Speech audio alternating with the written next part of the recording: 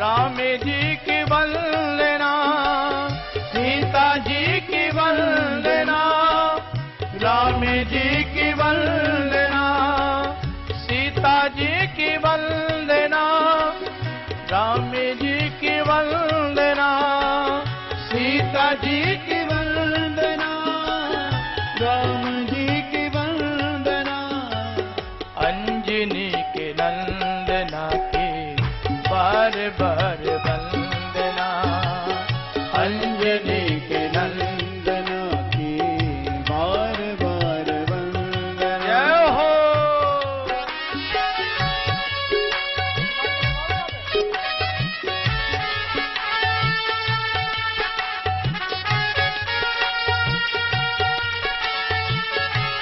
जय हो।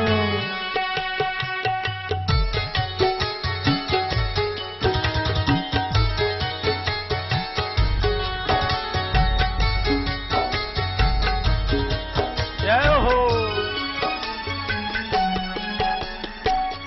माता जी की वंदना, पिताजी की वंदना, माता जी की वंदना, पिताजी की वंदना, माता जी की वंदना, पिताजी की वंदना, माता जी की वंदना, पिताजी की वंदना, अंजनी के नंदना की बार बार वंदना, अंजनी के नंदना की बार बार वंदना, अंजनी के नंदना की बार बार वंदना, अंजनी के नंदना की बार बार वंदना,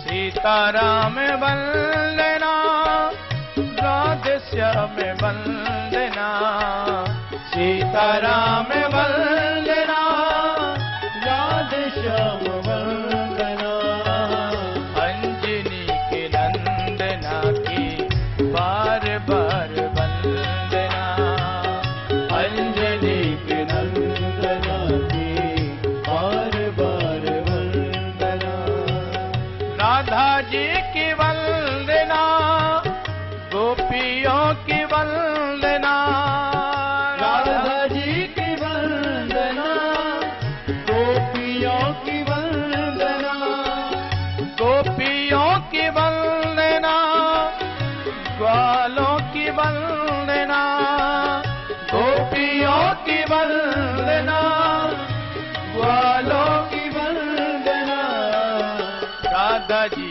के चरणन की बार बार वंदना, राधा जी के चरणन की बार बार वंदना, राधा जी के चरणन की बार बार वंदना, राधा जी के चरणन की बार बार वंदना, सीताराम वंदना, राधे श्याम वंदना, सीताराम वंदना, राधे श्याम वंदना, सीताराम वंदना, राधे श्याम वंदना, सीताराम वंदना, राधे श्याम वंदना, सीताराम वंदना, राधे श्याम वंदना, सीताराम वंदना,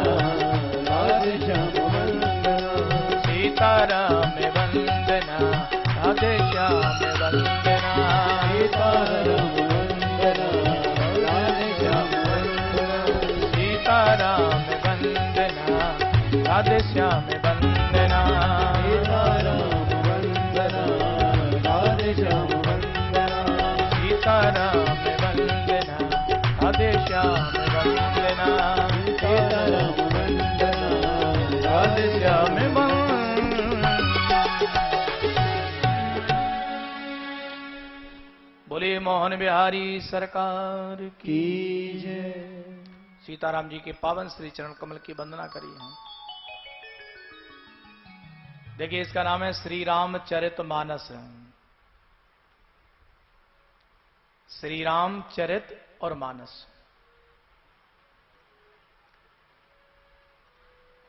हमने जीवन की 2 सिद्धि बना ली। ऊपर लिखा है श्री राम, उसके बाद में चरित और फिर मानस। अच्छा, सिद्धि हम लोग कहां से चढ़ते? नीचे से। इको कम करो।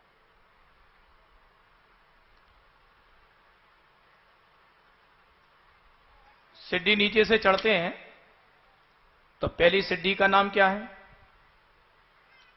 मानस। और दूसरी सिद्धि का नाम है चरित। तीसरी सिद्धि पर तो भगवान श्री राम विराजमान है, इसलिए तीसरी सिद्धि चढ़ने की जरूरत ही नहीं है। अब ध्यान देना, राम जी की प्राप्ति अगर की करनी है तो 2 सिद्धि मजबूत करनी है। कौन कौन सी? पहली सिद्धि का नाम है मानस। पहले हमें मन को पवित्र करना है।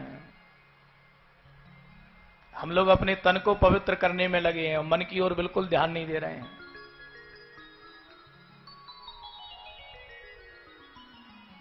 अरे, तन पवित्र हो ना हो, लेकिन व्यक्ति का मन पवित्र होना चाहिए। किसी का तन बहुत पवित्र होता है, लेकिन मन, बोले मन दूषित बना हुआ है।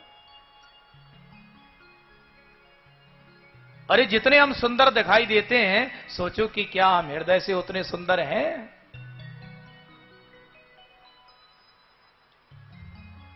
इसलिए तन अगर की सुंदर है तो ये प्रयास करो कि उससे ज्यादा हमें अपना मन सुंदर बनाना है। हमारा जीवन में तन तो ठीक होता जा रहा है, लेकिन मन उतना दूषित होता जा रहा है। एक बार क्या हुआ कि एक गांव में एक कुआं था और पूरे ग्रामवासी उसी कुआं से पानी भरते थे। बड़ा मीठा पानी था।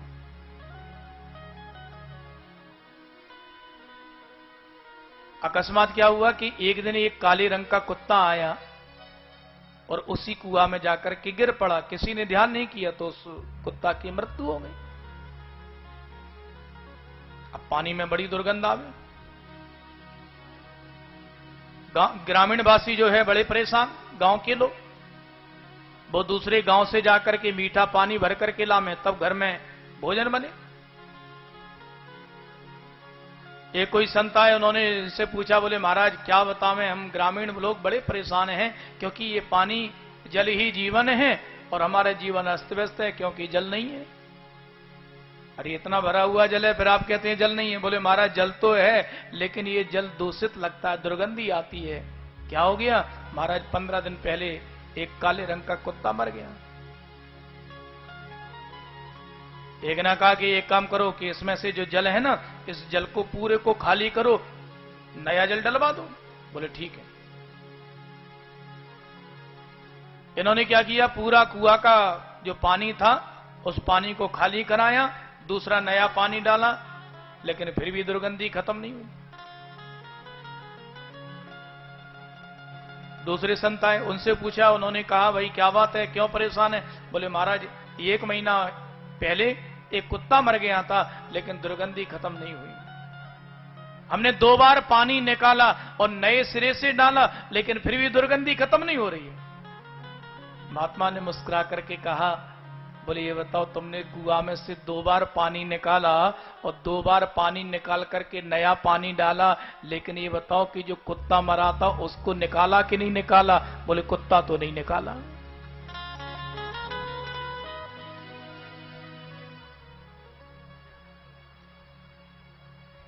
अरे, जब तक कुत्ता निकालोगे नहीं तो इसकी दुर्गंधी खत्म कैसे होगी? बस यही हम सब लोगों की स्थिति है कि हमारा जो मन रूपी कुत्ता है ये मर चुका है। इसमें विवेक की आवश्यकता है। इतना मन दूषित हो गया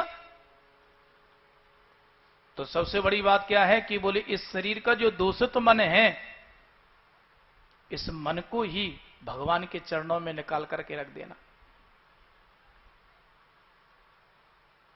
इसलिए पहली सिद्धि है मानस, यानी कि मन को पवित्र कर लेना, और दूसरी सिद्धि है चरित्र, व्यक्ति को अपना चरित्र अच्छा कर लेना। तीसरी सिद्धि पर तो राम जी स्वयं विराजमान हैं, इसलिए चढ़ने की जरूरत ही नहीं है। और श्री रामचरितमानस की एक विशेषता है कि सबसे पहले श्लोक हैं। श्लोक का मतलब श्लोक। अब रामचरितमानस को पढ़ करके देखेंगे तो उसमें सबसे पहले श्लोक वर्णानाम अर्थ संघानाम रसानाम छंद सामपि। श्लोक का मतलब क्या है? श्लोक। पहले तो ध्यान रखना कि जिस तुम लोक में रहते हो, इस लोक को हमें पवित्र करके रखना है। अगर कि हमारा ये लोक सुधर गया तो समझना हमारे जीवन का परलोक सुधर गया। इसलिए तो पहले तो ध्यान रखना, जिस समाज में हम रहते हैं, जिस मोहल्ले में हम रहते हैं, जिस परिवार में हम रहते हैं, वहां के प्रत्येक इंसान के दिल पर कब्जा कर लेना। अपने व्यवहार से, अपनी वाणी से, अपने स्वभाव से सब लोगों को वशीभूत कर लेना। अगर कि हमारा ये लोग सुधर गया तो समझना हमारा परलोक तो अपने आप ही सुधर जाता है।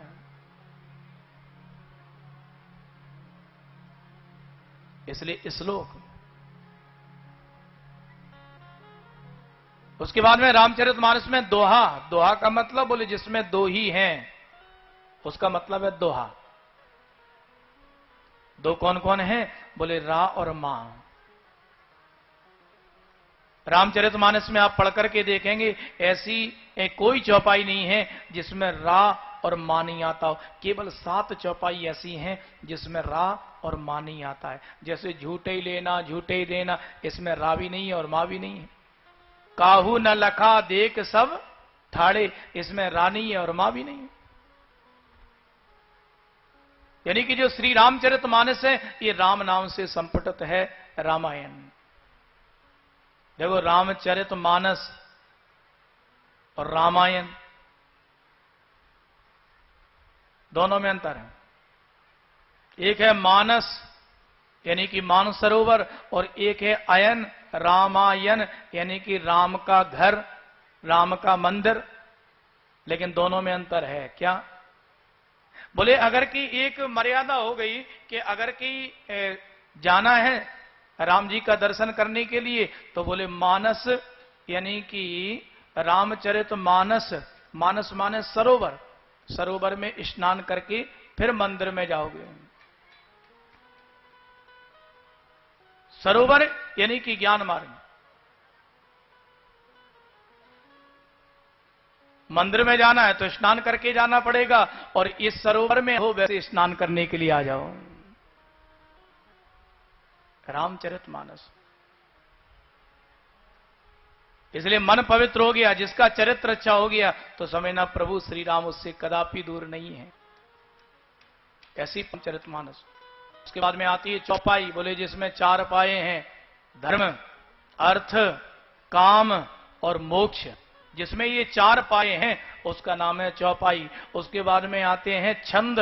बोले जिसमें 6 हैं, राम, लक्ष्मण, भरत, सीता और श्री हनुमंत लाल जी, उसका नाम छंद। उसके बाद में सोरठा यानी कि रामचरित को सुनकर के जिसने रटा, उसका नाम सोरठा। देखो